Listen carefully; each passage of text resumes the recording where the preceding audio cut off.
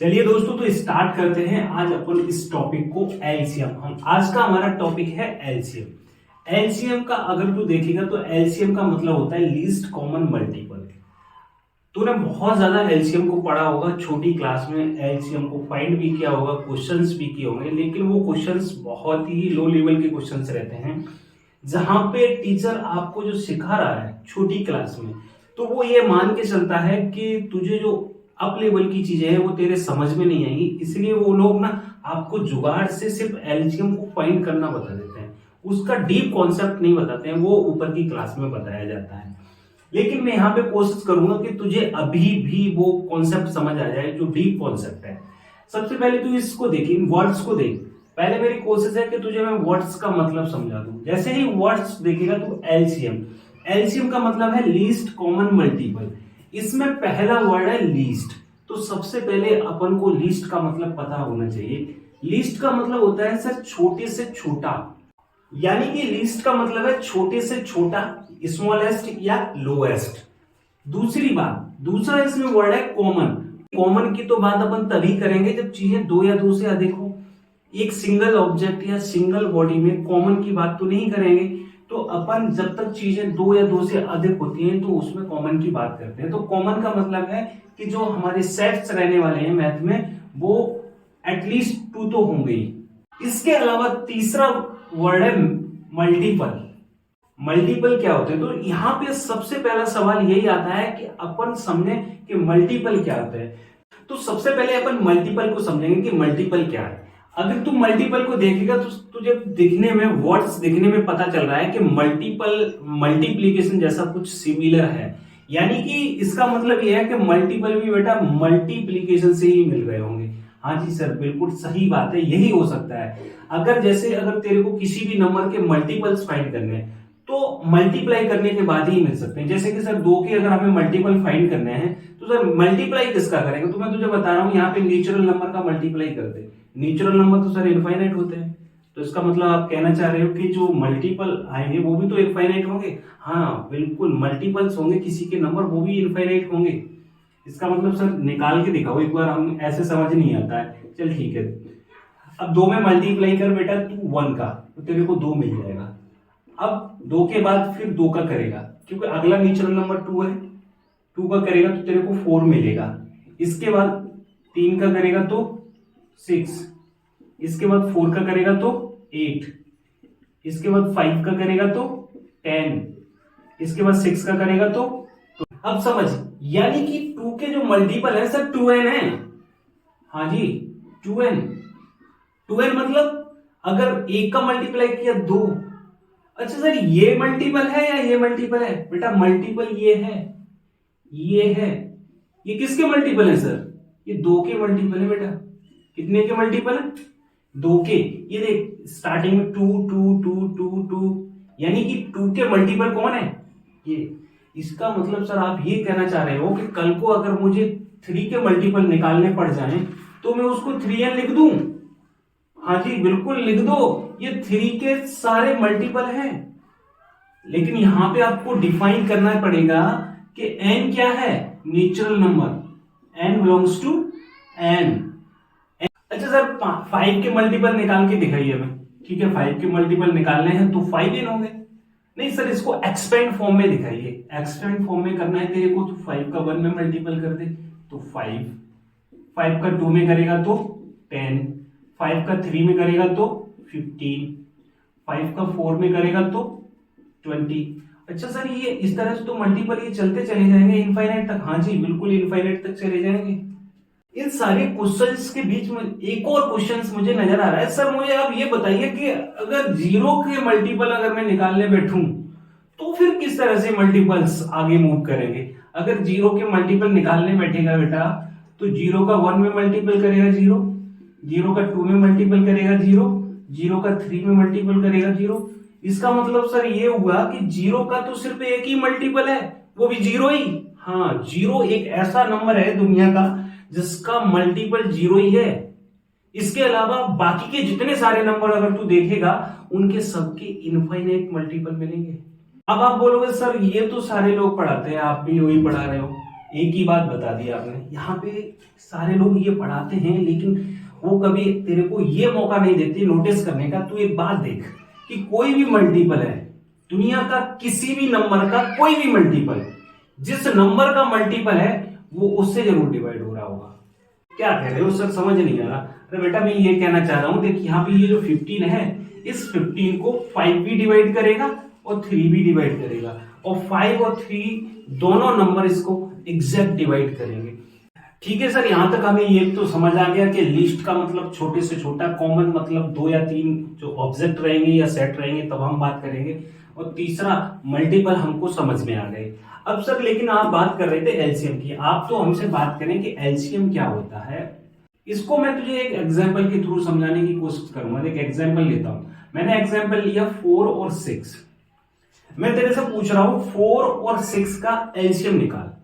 अगर 4 और 6 का एलसीएम मैं तेरे से निकलवा रहा हूं, मैथमेटिक्स इसको दूसरी स्टाइल में भी लिखेगा कभी कभी तेरे लिए कि एलसीएम लिख देगा यहाँ पे कोष्टक में 4 और 6, ये ब्रैकेट में 4 और 6, ये भी एलसीएम को डिनोट करने का एक तरीका होता है। इसका मतलब है कि तेरे को एलसीएम निकालना है। अच्छा चलिए ठीक है सर, आप बताइए कि 4 और 6 का एलसीएम कैसे निकालेंगे। अगर मैं एलसीएम की बात कर रहा हूं तो एलसीएम की फुल फॉर्म देखूंगा लीस्ट कॉमन मल्टीपल। इसका मतलब हमें इन नंबर के मल्टीपल तो लिखने ही पड़ेंगे भाई, तभी बता सकते हैं, क्योंकि लीस्ट कॉमन मल्टीपल मतलब मल्टीपल खोजना है हमको, कॉमन मल्टीपल खोजना है। और कैसा होना चाहिए वो मल्टीपल? लीस्ट, यानी कि छोटे से छोटा।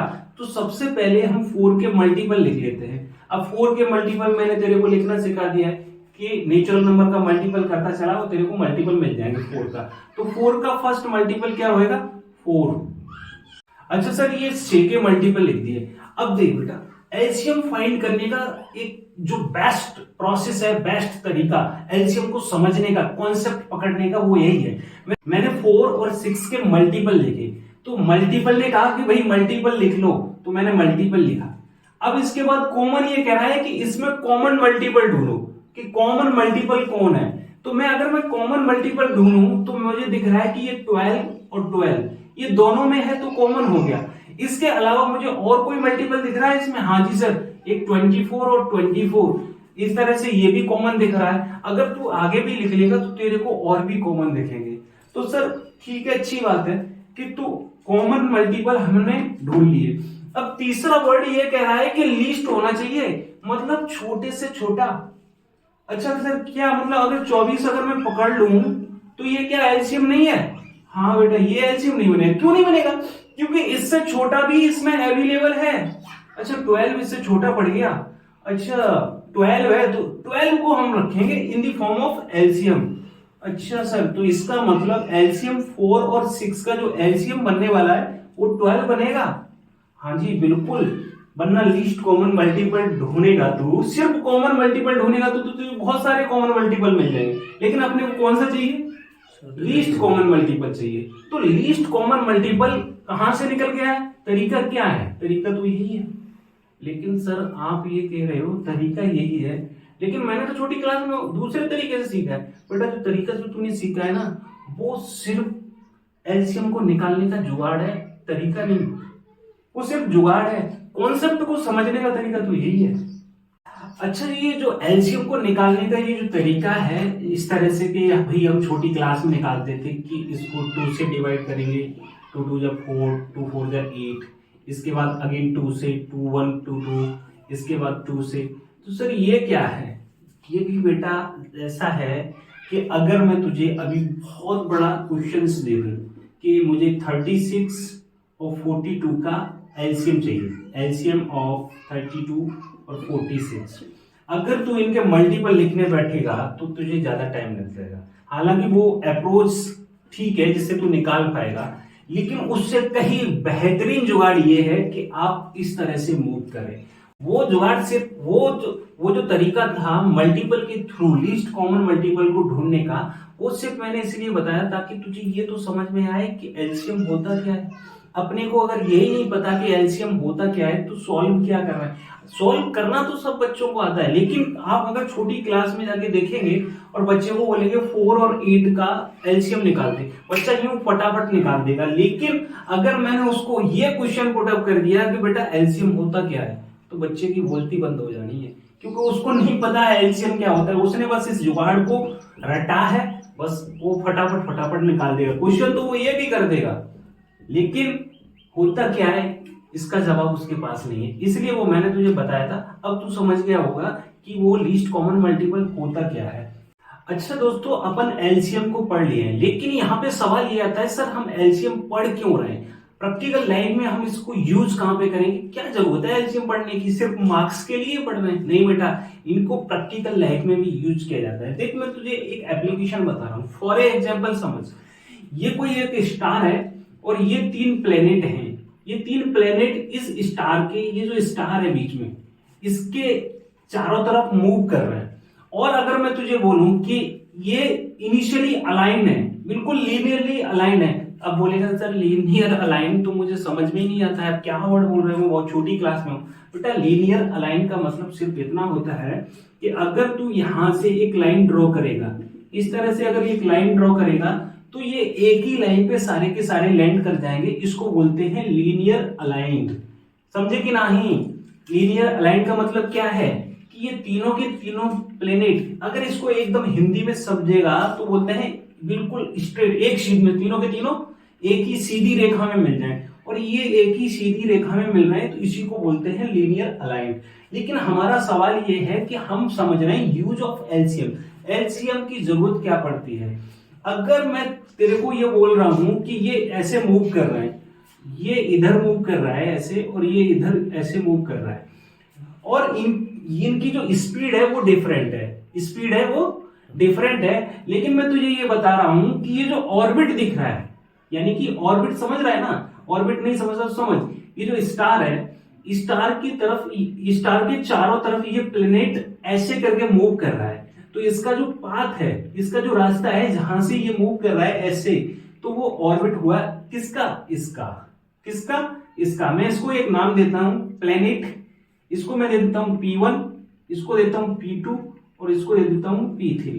अगर मैंने इनको P1 P2 P3 बोल दिया, अब तो इनके ऑर्बिट को समझ, P2 का ऑर्बिट ये रहा, P1 का ऑर्बिट ये रहा, और P3 का ऑर्बिट ये रहा। तो ऑर्बिट इसका तुझे इस डायग्राम में दिख रहा है कि डिफरेंट है, ऑर्बिट डिफरेंट दिख रहा है, लेकिन मैं तुझे बता रहा हूं कि जो P1 है वो अपना एक पूरा चक्कर, यानी कि पूरा ऑर्बिट घूम जाता है, वो टाइम ले रहा है, मैं तेरे को बता रहा हूं 16 आवर ले रहा है, और थोड़ी देर के लिए समझ ले कितना, 16 आवर ले रहा है P1। इसके अलावा P2 है वो 12 आवर ले रहा है, और इसके अलावा P3 है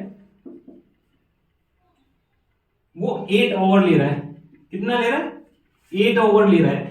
अगर मैं अब तेरे से क्वेश्चन पूछूं कि ये स्टार्टिंग में लीनियरली अलाइन थे इनिशियली जब ये मूव करना स्टार्ट हुए, लेकिन अब अगर इनकी स्पीड अलग अलग है, ऑर्बिट का जो डिस्टेंस है वो भी अलग अलग है, तो कल को ये कहीं इधर दिखेगा आगे, तो कहीं ये इधर दिखेगा। अब मैं तेरे से पूछना चाह रहा हूं कि कितने समय बाद, यानी कि वो कौन सा टाइम होगा, कितने समय बाद अगेन ये लीनियर अलाइन दिखेंगे। नहीं समझ में आया क्वेश्चन क्या था? क्वेश्चन ये है कि अभी लीनियरली अलाइंड हैं, ये एक सीध में हैं, और ये अगर मूव कर रहे हैं, तो कल को ये जो प्लेनेट है, कभी ऐसा तो नहीं है बिल्कुल लीनियरली अलाइन ही मूव करते रहेंगे, ऐसा नहीं है। कल को ये यहां दिखेगा तो दूसरा यहां पे भी दिख सकता है, तीसरा यहीं पे दिख सकता है, लेकिन एक पोजीशन ऐसी जरूर होगी, कभी ना तो कभी, कभी ना तो कभी ये लीनियरली अलाइंड आएंगे। वो कितने समय बाद आएंगे?